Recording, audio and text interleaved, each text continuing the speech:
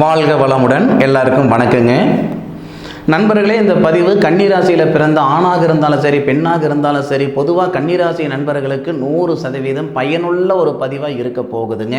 அப்படி என்ன சார் பதிவு அப்படின்னா, நல்லவங்களை நம்ம தெரிஞ்சுக்கிறோமோ இல்லையோ, கெட்டவங்களை நம்ம தெரிஞ்சுக்கணும்னு சொல்லுவாங்க. பட்டம் பார்த்து பயிர் செய்யுன்னு சொல்கிற மாதிரி எல்லா நேரத்துலையும் நினச்ச பயிர் பண்ண முடியாது. நினச்ச விதையை நம்ம பயிராக பண்ண முடியாது. பட்டம் பார்த்து தான் பண்ணணும்னு சொல்லுவாங்க. 3 மாதம் 6 மாதம் வளரக்கூடிய பயிருக்கே. அப்போது நம்மளுடைய வாழ்வாதாரத்துக்கு யார் காரணமாக இருப்பாங்க, இல்லை நம்மளுடைய சங்கடங்களுக்கு யார் காரணமாக இருப்பாங்கன்றது முதல்ல தெரிஞ்சுக்கிட்டோம்னா அவங்கக்கிட்ட இருந்து கொஞ்சம் நாம் சூதானமாக இருக்கலாம். பொதுவாக யாரையும் சங்கடப்படுத்தணுன்ற நோக்கத்துக்காக இந்த பதிவு கிடையாது. யாரும் சங்கடப்பட்டுடக்கூடாதுன்றதுக்காக தான் இந்த ஒரு பதிவு. இப்போ கன்னிராசியில் பிறந்த நண்பர்கள் காலச்சக்கரத்துக்கு 6வது பாவகமாக இந்த கன்னிராசி வருதுங்க. கன்னிராசியில் பிறந்தவங்களுக்கு ஃபஸ்ட்டு தனுசு ராசி நண்பர்களால் சங்கடங்கள் வரும். தனுசு ராசி அப்படின்னா கன்னிராசிக்கு 4வது பாவகத்துக்கு அதிபதி, சுபஸ்தானாதிபதினு சொல்லுவாங்க. அப்போ தனுசு ராசி நண்பர்களுக்கு இதே வேலையா, வேறு வேலை கிடையாதா? அப்படி இல்லைங்க. யாரும் யாரையும் கெடுக்கணும், அழிக்கணும், ஏமாற்றணுன்ற எண்ணத்தில் புத்தியில் யாருமே இல்லை. அவங்க வேலையை பார்க்குறதுக்கு அவங்களுக்கு நேரம் இல்லாமல் இருக்குது. ஆனாலும் சூழ்நிலையும் சந்தர்ப்பம்தான் ஒரு நல்லவனை கெட்டவன் ஆக்கிவிடும். இன்றைக்கி வழக்கு பிரச்சனையில் இருக்கிறவங்க எல்லாமே கெட்டவங்கன்னு சொல்லிட முடியாதுங்க. ஏதோ ஒரு கிரகம் ஏதோ ஒரு நேரத்தில் ஒரு நல்ல மனுஷனை ஏதாவது ஒரு சங்கடத்தில் சிக்க வச்சிடும். அப்போ நம்மளுடைய கிரக நிலைகள் தான் அந்த மாதிரி. கன்னிராசியில் பிறந்த நண்பர்களுக்கு தனுசு ராசியில் பிறந்தவங்க ஏதாவது ஒரு காலகட்டத்தில் சங்கடம் பண்ணுற மாதிரி ஒரு சூழ்நிலைக்கு தள்ளப்பட்டுடுவாங்க. தனுசு ராசி நண்பர்கள் பொதுவாக தனுசு ராசியில் பிறந்த நண்பர்களுக்கு அதிபதி குரு பகவான். நிறைய குருகுலத்தில் பள்ளிக்கூடத்தில் தனுசு ராசியில் பிறந்தவங்க வாத்தியாராக இருப்பாங்க, டீச்சராக இருப்பாங்க. பல பேருடைய வாழ்க்கைக்கும் உறுதுணையாக இருப்பாங்க, பல பேருடைய வாழ்வாதாரத்துக்கும் உறுதுணையாக இருப்பாங்க. கொடுத்து தான் பழக்கப்பட்டிருப்பாங்க, வாங்கி பழக்கப்படவே மாட்டாங்க. ஆனால் எல்லாருக்கும் எல்லா நேரத்துலையும் நல்லவங்களாகவே இருந்துட முடியாது இல்லை, சூழ்நிலை சந்தர்ப்பம் மாறும் இல்லை. அப்படி மாறுற பட்சத்தில் தனுசு ராசியால் சங்கடம் வருதுன்னா அது கன்னிராசிக்காரங்களுக்கு. அதனால தான் நான் சொல்கிறேன், கன்னிராசி நண்பர்கள் என்ன செஞ்சுக்கிடணும்னா, தனுசு ராசி நண்பர்கள்கிட்ட என்ன கம்யூனிகேஷன் வச்சுக்கிடணுமோ அதை வச்சுக்கிடணும். வரவு செலவு வச்சுக்கிறது, குடுக்கல் வாங்கல் வச்சுக்கிறது, ஒரு சில விஷயங்களை கொஞ்சம் சூதானமாக இருந்துக்கிட்டிங்கன்னா சங்கடம் இல்லை. கன்னிராசி நண்பர்கள் நிறைய பேர் தனுசு ராசி நண்பர்களால் சங்கடப்பட்டுட்டு இருக்கிறேனுங்க அப்படின்ட்டு கமெண்டில் சொல்லுவீங்க. இது ஒரு புறம் இருக்கட்டும். ஒரு விஷயம் நடந்ததுக்கப்புறம் நம்ம யோசனை பண்ணி பேசி 10 காசு பிரயோஜனம் இல்லைங்க. என்னை பொறுத்த வரைக்கும் முடிஞ்ச கல்யாணத்துக்கு மோளம் கட்டுறதும் தப்பு, சாப்பிட்ட சாப்பாடுக்கு ஊறுகாய் தேடுறதும் தப்பு இல்லையா? அதனால் இந்த கன்னிராசியில் பிறந்த நண்பர்கள் தனுசு ராசி நண்பர்களுடன் சேர்ந்து பிஸ்னஸ் பண்ணுறதோ திருமணம் பண்ணிக்கிறதோ சரிங்களா, ஒரு சிக்கல் வர மாதிரி சூழ்நிலை இருந்தால் நைஸாக கழண்டி போயிடுங்க. அதன் பிறகு மேஷத்துக்கு முன்னாடி கும்பம்னு இருக்கே, கும்பம் ராசியில் பிறந்த நண்பர்களால் இந்த கன்னி ராசியில் பிறந்தவங்களுக்கு நல்லது செய்ய முடியாது. கும்பராசியில் பிறந்த நண்பர்கள் அருமையான நட்சத்திரங்களெல்லாம் கும்பராசியில் வந்திருக்கும்.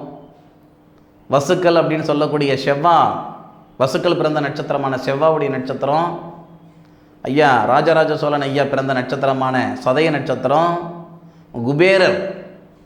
குபேரர் அவதரித்த நம்ம புரட்டாதி நட்சத்திரம், அற்புதமான நட்சத்திரங்களெல்லாம் இந்த கும்பத்தில் இருக்குது. அப்போது கும்பராசி நண்பர்கள் 1000 பேருக்கு, லட்சம் பேருக்கு, கோடி பேருக்கு நல்லவங்களாக இருந்தாலும் ஏதோ ஒரு காலகட்டத்தில் இந்த கன்னிராசி நண்பர்களை சங்கடப்படுத்துகிற மாதிரி ஒரு சூழ்நிலைகள் ஏற்பட்டுடும். அவங்களுடைய வாழ்க்கை கெடுக்கிற மாதிரி ஒரு சூழ்நிலைக்கு தள்ளப்பட்டு விடுவோம். தெரிஞ்சு செய்ய போகிறதில்ல சாமி, தெரியாமல் செய்கிறதானே.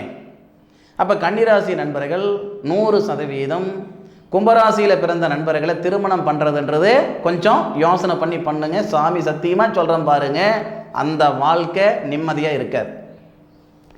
கன்னியில் பிறந்தவங்க தனுசுல பிறந்த நண்பர்களை திருமணம் பண்ணிங்கன்னா உங்கள் வாழ்க்கை மட்டும் கெட்டு போகிறதில்ல, உங்கள் வாழ்க்கை மட்டும் நரகமாக போகிறதில்ல, உங்களால் அவங்களுடைய வாழ்க்கையும் சேர்த்து கெடுக்க போகிறீங்க, பார்த்துக்கோங்க. இன்றைக்கி மீடியேட்டர்கள் இருக்காங்க பாருங்கள், திருமண அமைப்பாளர்கள், அவங்களே இன்றைக்கி பாதி ஜோதிடர்களாக இருக்காங்க. அதுபோக நாம் என்ன கம்முன்னு இருப்போமா? நிறைய சோசியல் மீடியாவில் பார்த்து ஒரு ஸ்டேஜில் வரன் பார்த்து சலிச்சு போய் அட போடா அப்படின்னு ஜாதகத்தை தூக்கி போட்டுட்டு கல்யாணம் பண்ணுறவங்களாம் நிறைய பேர் இருக்காங்க. எது எப்படி இருந்தாலும்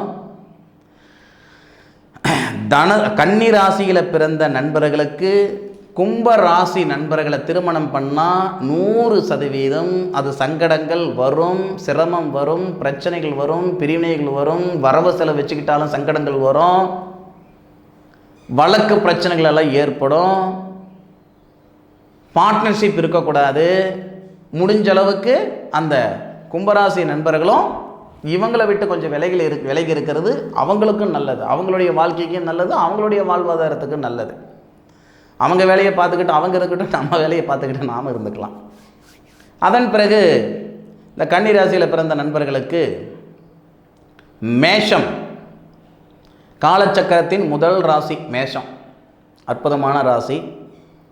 மேஷத்தில் வரக்கூடிய நட்சத்திரங்கள் கூட அசுவினி நட்சத்திரம், பரணி நட்சத்திரம், கார்த்திகை நட்சத்திரம், அருமையான நட்சத்திரங்கள், அற்புதமான நட்சத்திரங்கள்.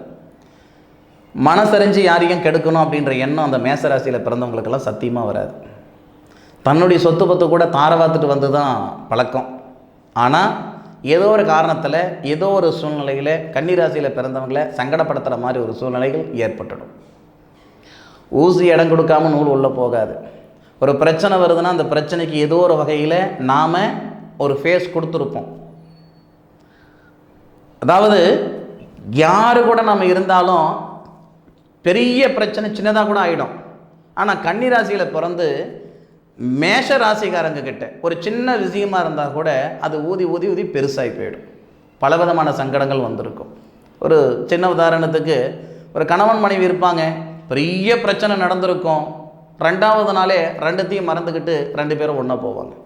அதுவே இன்னொரு வீட்டில் பார்த்தீங்கன்னா சின்ன விஷயமாக தான் இருக்கும், சாப்பாடு சண்டையாக இருக்கும், அதுக்காக விவாகரத்து வரை வந்திருக்கும். அப்போது அந்த இடத்துல அந்த பிரச்சனை காரணமா அப்படின்னா அந்த பிரச்சனை காரணம் கிடையாது, நம்ம கிரகத்துக்கும் அவங்க கிரகத்துக்கும் செட் ஆகலை, அதனுடைய தன்மை இந்த மாதிரி ஒரு விஷயங்களை காட்டுது. 3வது மனுஷன் சொல்லுவோம், ஐயோ இதெல்லாம் ஒரு பிரச்சனையா ஐயா, இந்த பிரச்சனைக்கு விவாகரத்துக்கு வந்துருக்கிறீங்களே, வெளியே சொன்ன சிரிச்சு விடுவாங்க. கரெக்டு தானங்க. ஆனால் நம்ம கிரகத்துக்கும் இன்னொரு கிரகத்துக்கும் செட் ஆகலைன்னா இந்த மாதிரி சங்கடங்கள் தினம் தினம் வரதான் செய்யும். இது ஒருத்தர் வாழ்க்கை மட்டும் இல்லை, 2 பேருடைய வாழ்க்கை.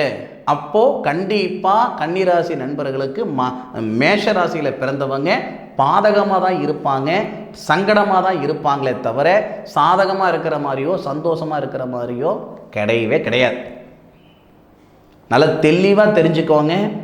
கன்னியில் பிறந்த நண்பர்களுக்கு தனசால், கும்பத்தால், மேஷத்தால் சங்கடங்கள் வர்றது உறுதி. அப்போது நாம் அவங்க நம்மளை சங்கடப்படுத்துகிற மாதிரி ஒரு சூழ்நிலைக்கு நாம் தள்ளப்படக்கூடாது, உருவாக்கி கொடுத்துடக்கூடாது. அப்போ நம்ம ஜோலி என்னவோ நம்ம பார்த்துக்கிட்டு இருக்கணும். சரியா? சரி நண்பர்களே, இது போக உங்களுடைய சுய ஜாதகத்தில் இருக்கக்கூடிய கிரக அமைப்புகள் மாறுபடும்.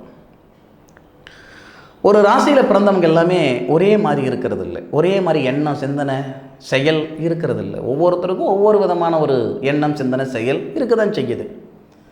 ஃபர்ஸ்ட் ஆஃப் ஆல் உங்களுக்கு என்ன தசை நடக்குது, என்ன புத்தி நடக்குது, தசைநாதர் எங்கே இருக்கிறாரு, புத்திநாதர் எங்கே இருக்கிறாரு, தொழில் ஸ்தானாதிபதி யார், தொழில் காரகன் யார், திருமண ஸ்தானாதிபதி யார், திருமண காரகன் யார், புத்திர ஸ்தானாதிபதி யார், புத்திர காரகன் யார், இந்த மாதிரி நிறைய டீட்டெயிலான விஷயங்கள் நிறைய இருக்குது. ஜோதிடம் அப்படின்றது மிகப்பெரிய கடல்.